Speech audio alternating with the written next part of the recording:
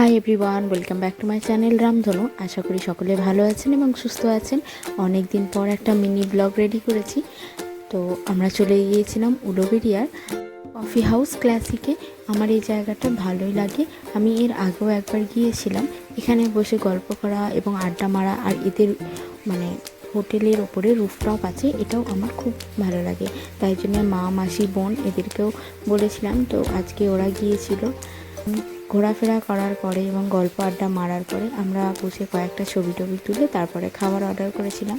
তো এদের এখানে হট ক্রিস্পি উইংসটা আমার বেশ ভালো লাগে, আর এই বাটার নান আর হ্যান্ডি চিকেন তো বরাবরের মতো এগুলো অর্ডার করেছিলাম। আর অবশ্যই আপনারা এটা রেকমেন্ডেড যে এনাদের কফি এটা খুব ভালো, মাস্ট ট্রাই করবেন। আর নিয়েছিলাম ব্লু লাগন।